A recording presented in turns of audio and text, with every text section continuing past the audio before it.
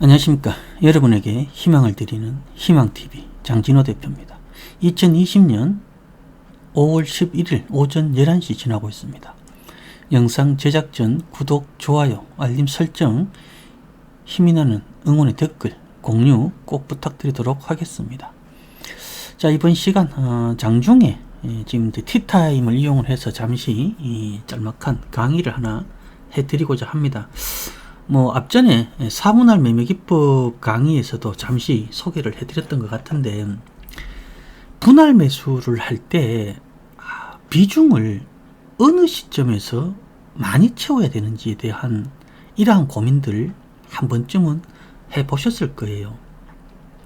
개인마다 매수하는 습관이 다 다르고 매수 타이밍이 다 다르기 때문에 제가 지금 설명드리는 부분이 꼭 정답이라고 말을 할 수는 없겠지만, 저는 지금까지 이 방법을 활용을 해서 최대한 평단가를 낮게 만들었고 또 수익이 날 때 수익을 극대화해 왔기 때문에 이러한 매매 방법도 하나의 방법이 될 수 있다라는 점을 참고를 해 주시고, 만약 여러분들이 한번 따라 해 보시겠다라고 하면 여러 차례 연습 매매를 통해서 한번 적용을 한번 해보시기 바라겠습니다. 가장 간단한 방법은요, 5일선만 놓고 5일 이평선만 놓고 매매를 하시는 거예요. 자, 지금 모바일 어플라이언스는 오늘 우리가 VIP 분들과 무료방 회원분들 약 한 4,000명 정도 됐는데, 이분들과 함께 지금 전체 연습 매매를 시작을 했어요. 자, 매수 가격은 3,245원 이하로 3,010원까지 모아가는 전략이고, 손절은 2,950원, 1차 목표가는 3,550원 이렇게 잡고 있는데, 자, 여기에서 여러분들 잘 한번 봐보세요. 5일선 이평선 방향이 어느 쪽으로 향해 있습니까? 자세히 보시면 이 5일 이평선 방향이 약하지만 우상향으로 이렇게 방향을 틀고 있어요. 자, 물론 우리가 오늘 시초가 이하로 분할 매수를 했다라고 하면 조금 더 많은 물량을 확보할 수 있었겠지만, 저는 지난 금요일 종가인 3,245원 이하에서만 모아가려고 투자 전략을 제시를 해드렸어요. 그리고 오늘 장중에 대북주가 하락을 하면서 그 영향을 시장이 일시적으로 받았었죠. 자, 그러면서 저점이 3,245원, 즉 제시한 매수가 상단을 터치를 하고 다시 올라갔어요. 일단 저는 3,245원부터 깔아놨기 때문에 3,245원 한호가에 1,000주 정도가 체결이 되었는데, 자, 여기에서 5일선 방향이 왜 중요하냐 하면, 어떠한 매수 범위를 이렇게 정해놨을 때에 지금 여기 저점까지 모아가려고 제시를 해드린 거예요.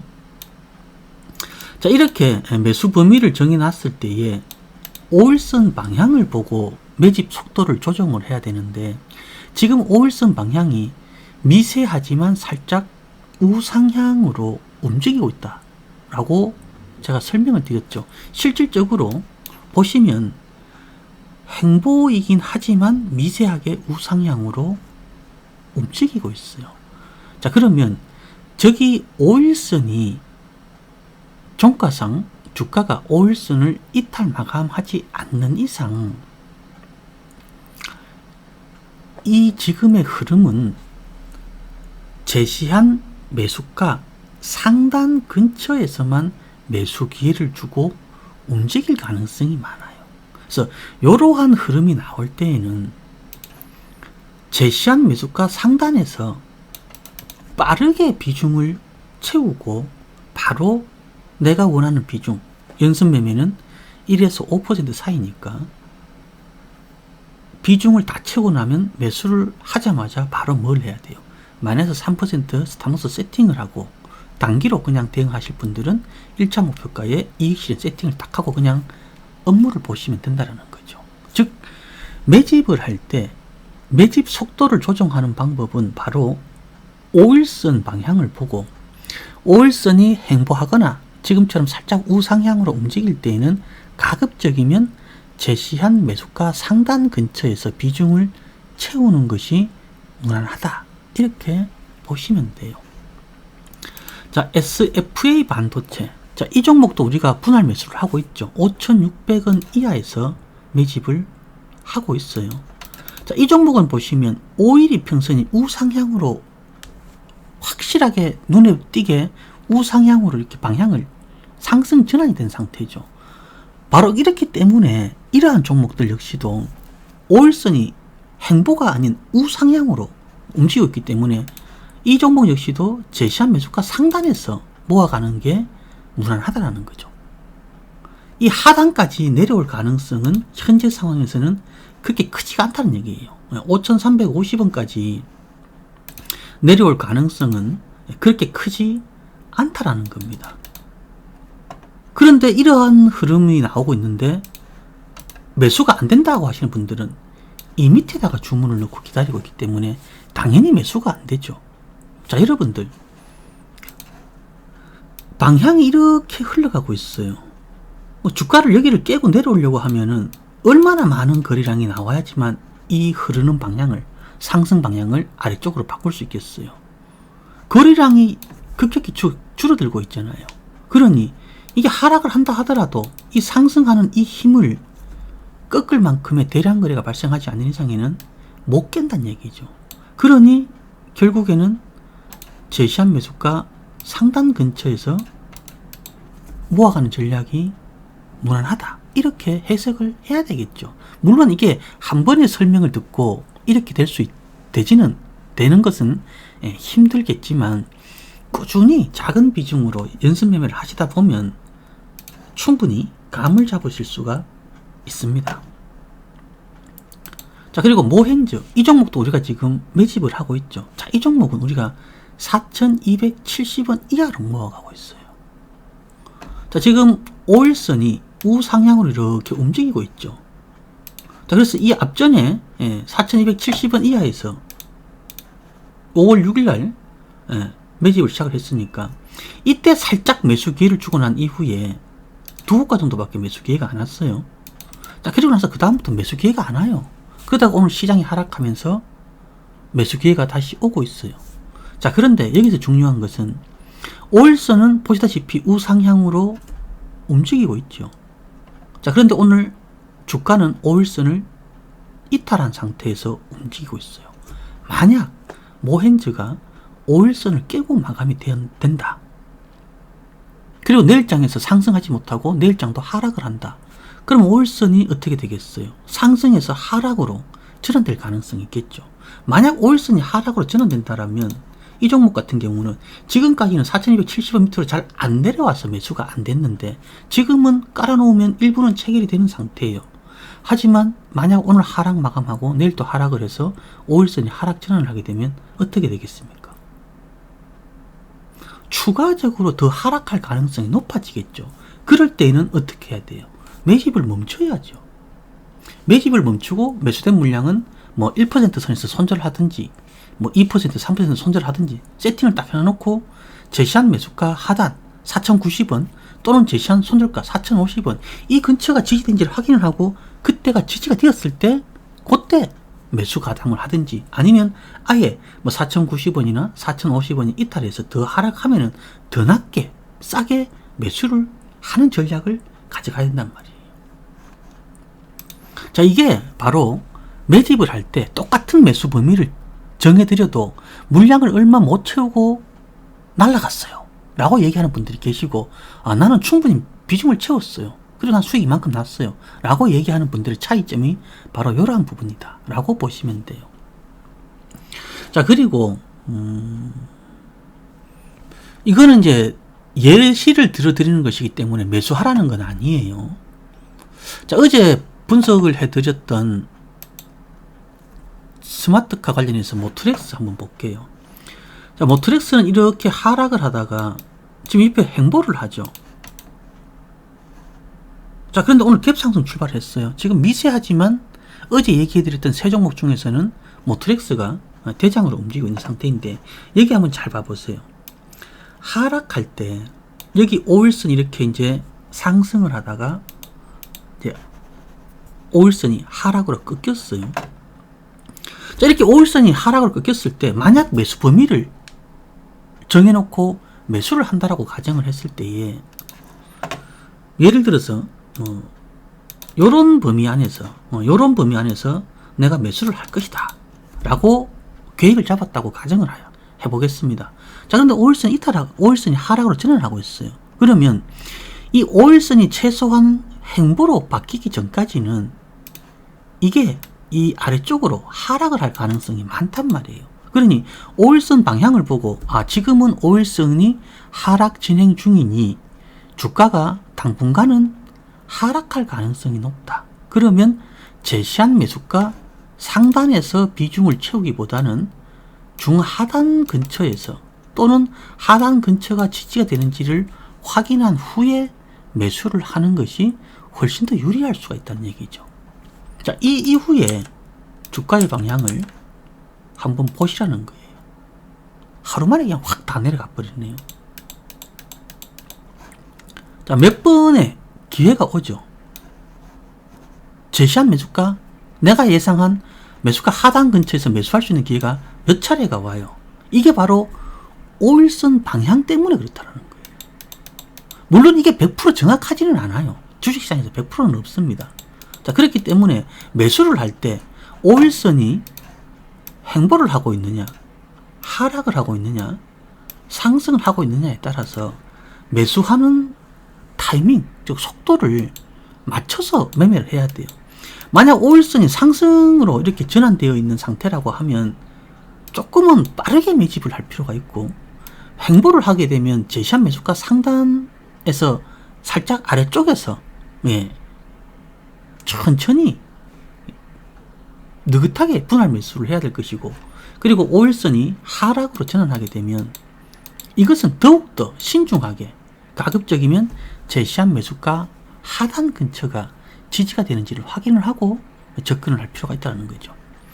자, 얼마 전에 우리가 에스코넥을 연습 매매를 했죠. VIP랑 같이 매매를 했어요. 자, 2125원 이하 4월 29일 날 매수를 했어요. 자, 4월 29일이 이날이죠. 자, 지금 여기 보시면 4월 29일 전에 4월 28일까지 5일선 방향을 보게 되면 횡보를 하고 있어요. 이렇게 횡보를 하고 있기 때문에 제시한 매수 범위가 2125원이에요. 이 다음날 시초가가 상승 출발을 해서 시초가 이하로 분할 매수하는 전략을 가져갔었죠. 자, 그리고 이날 하락 마감을 했어요. 그래도 5일 평선은 여전히 행보를 하고 있고요. 자, 그리고 그 다음날 장중에 5일선을 살짝 이탈했지만 우리는 손절하지 않고 보유 대응을 했죠.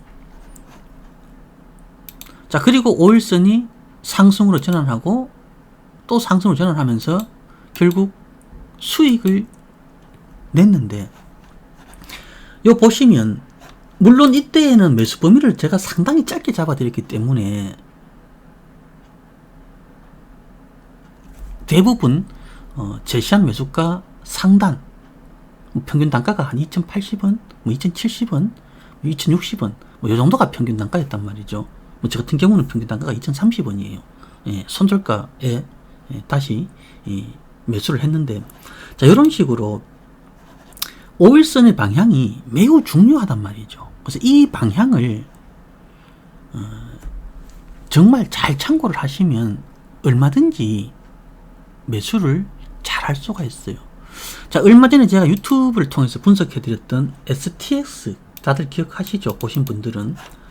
자, 이때 분석을 해드렸죠. 자, 세력들이 고점에서 추격 매수한 개인들의 물량을 어느 정도는 털고 갈 것이다, 갈 수 있다, 이렇게 분석을 해드렸어요.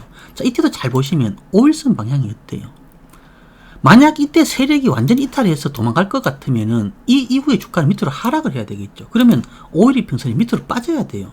자, 그런데 5일 이평선이 여기 보시면 살짝 하락 조정되다가 행보로 바뀌고 다시 상승을 전환하죠. 그러니 이 5일 이평선이 꾸준히 이렇게 하락을 하게 되면 저 아래쪽에서 특정한 지지 라인을 잡아서 그 근처가 지지가 될 때까지는 매수를 하지 않거나 그 근처로 내려왔을 때 천천히 분할 접근을 시도를 해야 되겠지만, 지금과 같은 이러한 상황이라면 어떻게 되겠어요? 저는 이 종목에 대해서 매수 범위를 정해드리지는 않았어요. 하지만 뭐 이미 매수를 해서 뭐 6%, 7% 이렇게 수익나고 계신 분들도 계시던데, 카톡방에 그거 올려주신 분이 계세요.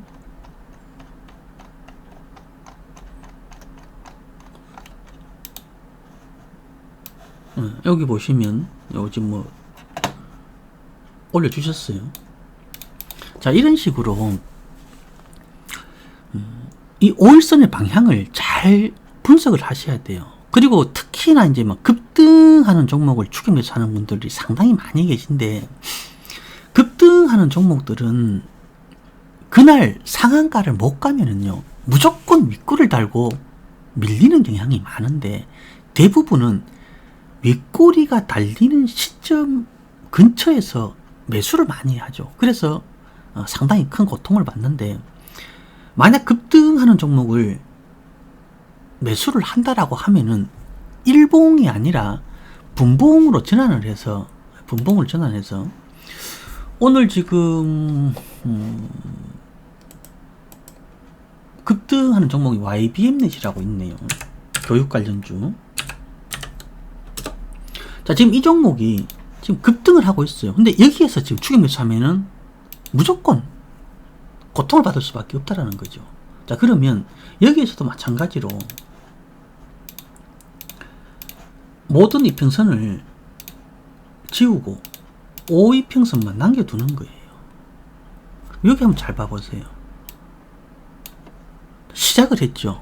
이 3분봉입니다. 자, 5이평선이 상승적으로 방향을 잡고 있어요. 자, 이렇게 되면 일단은 매수 범위가 정해졌다라고 하면 매수 범위 상단 쪽에서 비중을 채워야 되겠지만, 그게 아니라면 지금 이 캔들 3분봉상에서 이 캔들 여기가 매수 급소가 될 가능성이 상당히 높아요. 자, 여기 보시면 하단으로 내려갔다 다시 올라오죠. 바로 여기 보시면 5일선이 이렇게 하락하잖아요. 그럼 이 5일선이 상승을 유지할 때는 상관이 없는데, 5일선이 하락을 하게 되면 이 하단 근처에서 지지가 되는지를 확인하고 접근하는 것이 훨씬 더 유리하단 말이죠. 그만큼 더 싸게 살 수가 있다는 얘기예요. 자, 여기에서 매수를 했으면 여기에서는 손절할 가능성이 높지만, 기다렸다가 여기서 매수를 하게 되면 손절보다는 수익 낼 가능성이 훨씬 더 많아지잖아요. 자, 메가MD도 한번 볼까요? 자, 메가MD도 오늘 장을 시작을 해서 3분봉을 놓고 봤을 때 급등을 했어요. 자, 기준이 되는 어떠한 장대 양봉이 나와주면은 그게 훨씬 더 좋겠죠. 기준이 되는 장대 양봉이 지금 여기 이제 하나 딱 나오는데, 일단 거래량이 좀 없어서 조금 애매하긴 한데, 그래도 이 양봉이 이 재매매 기준에서는 기준이 되는 양봉으로 쓸 수가 있어요. 무조건 공략하는 게 아니에요. 지금 5일선이 상승을 하고 있어요. 자, 그래서 안 내려오니까, 이 밑으로 5일선이 상승해서 안 내려오니까 결과론적으로는 이 자리가 매수 타이밍인데 높게 매수하고 싶지 않으면 매수할 이유가 전혀 없다라는 거죠. 그래서 기다릴 수 있으면 기다리고 안 오면 그냥 치우는 거예요. 자, 이렇게 5일선 방향이 어느 쪽을 향해서 가느냐에 따라서 매수 타이밍을 위에서 비중을 많이 가져가느냐 아니면 뭐 아래쪽에서 비중을 가져가느냐, 이러한 부분들을 꼭 확인을 해봐야 된다는 얘기입니다. 그래서 무작정 급등을 한다고 해서 뭐 수급만 보고 추격 매수를 하려고 하지 마시고, 분봉, 일봉 이런 것들 다 확인을 해서 접근하시면은 조금이라도 더 낮게 매수를 할 수가 있고, 그리고 혹시라도 시장에 어떠한 변화가 생겨서 출렁거릴 때에도 싸게 분할 매수를 하고 있는 상황이기 때문에, 누구는 꼭 높은 자리에서 매수를 해서 출렁거릴 때 3% 손절을 해야 되지만, 깔아놓고 분할 매수를 하고 있기 때문에 출렁거리면 그 물량이 어떻게 되겠어요? 깔아놓은 가격대로 들어오게 되면 저가의 매수가 되겠죠. 그래서 이러한 차이가 있다는 것을 분명히 명심을 해 주시고 앞으로 매집을 하실 때, 매수를 하실 때 최소한 5일선의 방향을 확인하면서 매수 속도를 조정할 수 있도록 그렇게 신경을 써 주시기 바라겠습니다. 자, 이번 영상은 여기에서 마무리하도록 하겠습니다. 감사합니다.